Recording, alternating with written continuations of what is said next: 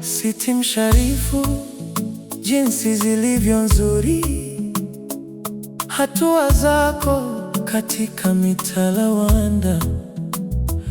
Mapaja yako ya mviringo ni kama johari, kazi ya mikono ya fundi mstadi. Kitovu chako ni kama bilauri iliyoviringana, na isikose divai iliyochanganyika. Tumbo lako ni mfano wa chungu ya ngano iliyozungukwa na ugo wa nyinyoro. Maziwa yako mawili ni kama wanapaa wawili ambao ni mapacha ya paa. Shingo yako ni kama huo mnara wa pembe, macho yako kama visiwa vya Heshboni karibu na mlango wa Betrabi. Pua yako ni kama mnara wa Lebanoni unaoelekea Dameski. Kichwa chako juu yako ni kama Karmeli, na nywele za kichwa chako kama urujuani.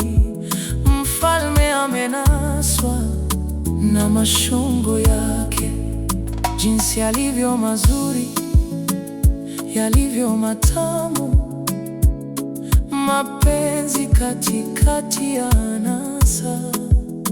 Kimo chako kimefanana na mtende, na maziwa yako na vichala.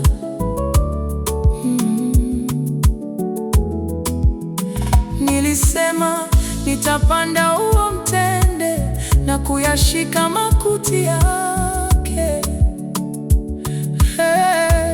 Maziwa yako na yawe kama vichala vya mzabibu, na harufu ya pumzi yako kama mapera, na kinywa chako kama divai iliyo bora.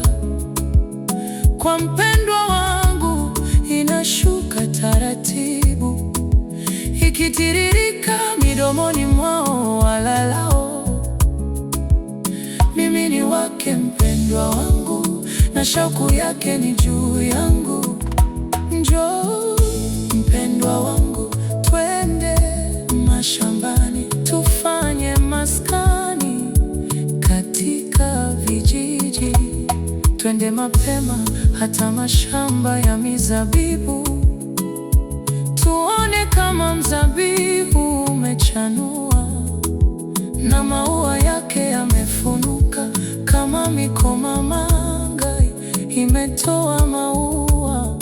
Huko nitakupa pambaja zangu, mitunguja hutoa harufu yake.